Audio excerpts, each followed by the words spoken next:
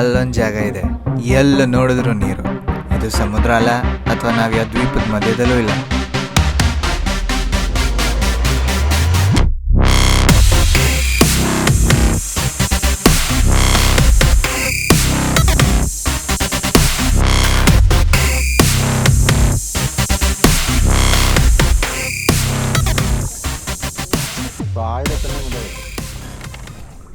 ನಮ್ಮ ಇಡೀ ಇಂಡಿಯಾಗೆ ಅತಿ ದೊಡ್ಡ ಕೆರೆ ಆಗಿರುವಂಥ ವೆಂಬನಾಡ್ ಕೆರೆಗೆ ಸ್ವಾಗತ. ಕೆರೆ ಏನು ದೊಡ್ಡದು ಗುರು ಇದು, ಎಲ್ಲಿ ನೋಡಿದ್ರು ಬರೀ ನೀರೇ ಕಾಣಿಸ್ತದೆ, ಇನ್ನೇನು ಕಾಣಿಸಲ್ಲ. ಈ ದೊಡ್ಡ ಕೆರೆಯಲ್ಲಿ ನಾವು ಇವತ್ತು ಮೀನು ಹಿಡಿಯೋಕೆ ಬಂದಿದ್ದೀವಿ. ಇವರು ಇಲ್ಲಿ ಮೀನು ಹಿಡಿಯೋ ರೀತಿ ಸ್ವಲ್ಪ ಡಿಫ್ರೆಂಟು, ಸಿಕ್ಕಾಬಟ್ಟೆನೇ ಡಿಫ್ರೆಂಟು, ಸ್ವಲ್ಪ ಏನಿಲ್ಲ.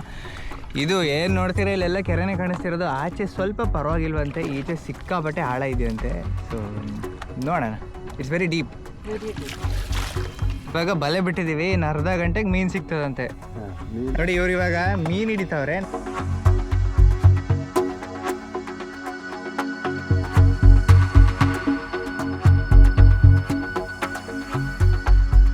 ನಾವು ಎಷ್ಟೇ ದೇಶ ಸುತ್ತಿದ್ರು ನಮ್ಮ ದೇಶದಲ್ಲಿರೋ ಕೆಲವು ಜಾಗಗಳನ್ನ ನೋಡಲಿಲ್ಲ ಅಂದರೆ ಅದು ಕಂಪ್ಲೀಟ್ ಆಗೋದೇ ಇಲ್ಲ. ಇವತ್ತು ನಾವು ನಮ್ಮ ಸೌತ್ದು ಪ್ಯಾರಡೈಸ್ ಆಗಿರುವಂಥ ಆಲಪ್ಪಿಲಿದ್ದೀವಿ. ಆಲಪ್ಪಿಲಿರೋ ತಣ್ಣೀರು ಮುಖಂ ಅನ್ನೋ ಜಾಗದಲ್ಲಿದ್ದೀವಿ.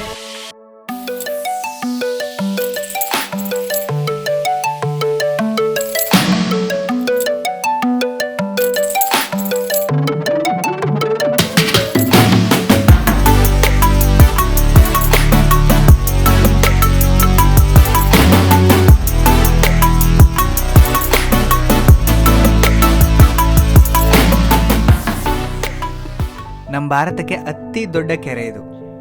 ಆದರೆ ಈ ಕೆರೆ ಮನುಷ್ಯ ಮಾಡಿರೋ ಕೆಲಸದಿಂದ ತುಂಬ ಕಲುಷಿತವಾಗಿದೆ. ಬೆಳಬೆಳಿಗ್ಗೆನೆ ಬಂದ್ಬಿಟ್ಟಿದ್ದೀವ.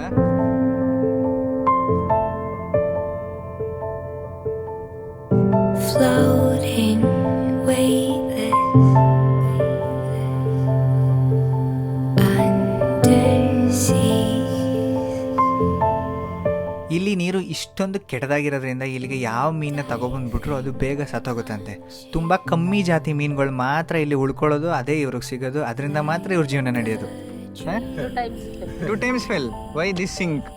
ಈ ಕೆರೆಯಲ್ಲಿ ಮೀನು ಹಿಡಿಯೋದು ಎಷ್ಟು ಡೇಂಜರಸ್ ಅಂದರೆ, ಮಧ್ಯದಲ್ಲಿ ಎಲ್ಲಾದರೂ ಬೋಟ್ ದಬಾಕೊಂಡ್ರೆ ಅಲ್ಲಿಂದ ದಡ ಸೇರೋದು ಅಷ್ಟು ಸುಲಭದ ಮಾತು ಅಲ್ವೇ ಅಲ್ಲ. Now if it sink, you should save me.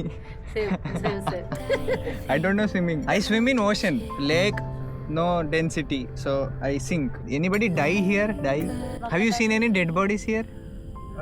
Huh? കിട്ടിയിട്ടുണ്ട്. ഞങ്ങളെ ഒരു റിലേറ്റീവ്സ് അതർ സൈഡല്ല.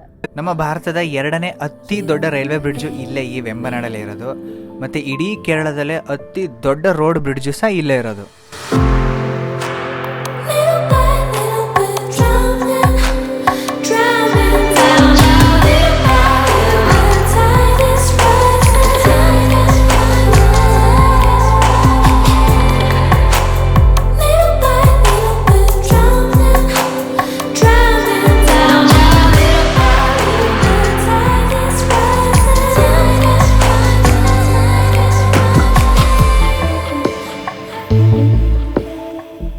Family died. ಈ ಕೆರೆಯಲ್ಲಿ ಇವರಿಗೆ ಎಷ್ಟೋ ಶವಗಳು ಸಿಕ್ಕಿದಾವಂತೆ, ಸಿಗ್ತಾನೆ ಇರ್ತಾವಂತೆ. ಇವರು ಸಹ ಈ ಕೆರೆಗೆ 2 ಸಲ ಬೋಟ್ ದಬಾಕೊಂಡು ಬಿದ್ದಿದ್ದಾರಂತೆ. ಈ ಕೆರೆಗೆ ಎಂಟರಾಗಿ 2 ಅವರ್ ಆಯ್ತು ನಾವು, ಇನ್ನೂ ಇವ್ರು ಬಲೆ ಎತ್ತಿಲ್ಲ. ಅರ್ಧ ಗಂಟೆ ಆಯಿತು, ಅರ್ಧ ಗಂಟೆ ಆದಮೇಲೆ ಎತ್ತುತ್ತವ್ರೆ. ಇಷ್ಟು ಹೇಳಿದ್ರು ಇನ್ನೂ ಒಂದು ಮೀನು ಸಿಕ್ಕಿಲ್ಲ. ನೋಡೋಣ ಎಷ್ಟು ಸಿಗ್ತವೆ ಅಂತ. How long it is the ಬಲೆ? ಈ ಬಲೆ ಒಂದು 50 ಮೀಟ್ರ್ ಐತಂತೆ. 50 ಮೀಟ್ರ್ ಅಂದರೆ 150 ಫೀಟ್.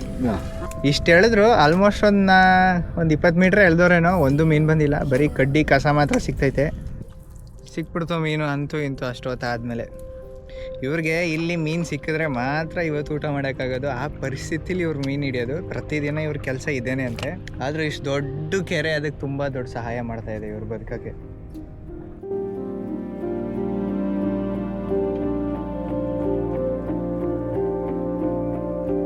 ನೋಡಿ, ನಾವು ಕೆರೆಗೆ ಕಸ ಕಡ್ಡಿ ಎಲ್ಲ ಎಸೆಯೋದ್ರಿಂದ ಎಷ್ಟು ಹಿಂಸೆ ಆಯ್ತದೆ ಮೀನು ಹಿಡಿಯೋರಿಗೆ ಅಂತ. ಮೀನು ಒಂದು ಜೀವನೇ, ಅದನ್ನು ತೆಗಿತಾ ಇದ್ದೀವಿ. ಬಟ್ ಅದ್ರ ಜೀವ ತೆಗ್ದಿಲ್ಲ ಅಂದರೆ ಇವ್ರ ಜೀವ ಉಳಿಯೋದಿಲ್ಲ. ಈ ಎಕೋಸಿಸ್ಟಮ್ ಬ್ಯಾಲೆನ್ಸ್ ಆಗಬೇಕಲ್ವಾ. ಇಲ್ಲಿ ಕಸ ಕಡ್ಡಿ ಸಿಕ್ದಷ್ಟು ಏನಾದರೂ ಇವ್ರಿಗೆ ಮೀನು ಸಿಕ್ಬಿಟ್ಟಿದ್ರೆ ಮೀನಿಲ್ಲ.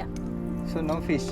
It is all dying. Pollution. ಇವರು ಮೀನುಗಳನ್ನ ತಂದ್ಬಿಟ್ಟು ಇಲ್ಲಿ ಬಿಟ್ಕೋತಾರೆ, ಆ ಮೀನು ದೊಡ್ಡದಾಗಿ ಇಲ್ಲಿರೋದನ್ನ ತಿಂದುಬಿಟ್ಟು ಆ ಮೀನನ್ನ ಮತ್ತೆ ಇವ್ರು ಹಿಡಿತಾರೆ. ಆದರೆ ಇಲ್ಲಿ ಪೊಲ್ಯೂಷನ್ ಜಾಸ್ತಿ ಆಗಿರೋದ್ರಿಂದ ಮೀನುಗಳಿಲ್ಲಿ ಉಳಿತಾ ಇಲ್ವಂತೆ, ಎಲ್ಲ ಸತ್ತಿದ್ದಾವಂತೆ. ಅದು ಇಲ್ಲಿರೋ ಮೀನುಗಾರರಿಗೆ ಸಿಕ್ಕಾಬಟ್ಟೆ ಹಿಂಸೆ ಆಯ್ತಿದೆ. ಪ್ಯಾರಾಚೂಟ್ ಹಾಕಕ್ಕೆ ಬೇರೆ ಎಲ್ಲೂ ಜಾಗ ಸಿಗ್ಲಿಲ್ವ ಪಾಪ ಅವ್ರಿಗೆ. ಕಸನ ಸಿಕ್ಕ ಕಡೆ ಎಲ್ಲ ಎಸೆಯೋಕೆ ಹೋಗ್ಬೇಡಿ, ಆದಷ್ಟು ಪ್ರೊಸೆಸ್ಡಾಗಿ ಒಂದು ಕಡೆ ಇಡಿ. ಇವ್ರು ನೋಡಿ ಆಲ್ಮೋಸ್ಟ್ ಮುಗಿಯೋಕೆ ಆಯಿತು, ಒಂದು ಅರ್ಧ KGನೂ ಮೀನು ಸಿಕ್ಕಿಲ್ಲ, ಒಂದು 3-4 ಸಿಕ್ತು ಅಷ್ಟೇ. ನಾವು ಮಾಡೋ ಪ್ರತಿ ಕೆಲಸಗಳು ಇನ್ನೊಬ್ರಿಗೆ ಯಾವುದಾದ್ರೂ ಒಂದು ರೀತಿ ಇನ್ಫ್ಲೂಯೆನ್ಸ್ ಮಾಡ್ತಾನೆ ಇರ್ತದೆ. What's its name? ಪ್ರಾಂಜಿಲ್. ಪ್ರಾಂಜಿಲ್ ಅನ್ನೋ ಮೀನಂತೆ ಇದು. Per kilo how much cost? 300. ಈ ಮೀನಿಗೆ 300 ರೂಪಾಯಿ KGಗೆ. ಇನ್ನೂ ಬದುಕೈತೆ ಪಾಪ. ಏನು ಮಾಡೋದು ಗುರು, ನಾವು ಮನುಷ್ಯರೇ ಹಿಂಗೆ, ನಾವು ಬದುಕೋಕ್ಕೋಸ್ಕರ ಇನ್ನೊಬ್ರಿಗೆ ತೊಂದರೆ ಕೊಡ್ತಾನೇ ಇರ್ತೀವಿ. ಕ್ಷಮಿಸ್ಬಿಡಪ್ಪ.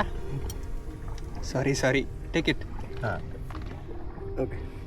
ಈ ಕೆರೆ ಬರೀ ಇಷ್ಟಲ್ಲ, ಅಲ್ಲೇನು ಬ್ರಿಡ್ಜ್ ಕಾಣಿಸ್ತಿದೆ, ಆ ಬ್ರಿಡ್ಜಿಂದ ಹಿಂದೆನೂ ಇದೆ. ಆದರೆ ಇಲ್ಲಿ ನೀರು ಸಮುದ್ರ ತಟ್ಟೋದ್ರಿಂದ, ಇಲ್ಲಿಂದ ಸಮುದ್ರಕ್ಕೆ 50 ಕಿಲೋಮೀಟ್ರ್ ದೂರ ಇದ್ದರೂ ಆ ಸಮುದ್ರದ ನೀರು ಇಲ್ಲಿವರೆಗೂ ಬಂದು ಇದು ಇನ್ನೂ ಉಪ್ಪಾಗಿರುತ್ತಂತೆ. ಅದೇ ಆ ಬ್ರಿಡ್ಜಿಂದ ಆಚೆ ಮಾತ್ರ ಯಾವಾಗಲೂ ಪ್ಯೂರ್ ನೀರು ಸಿಗ್ತದಂತೆ.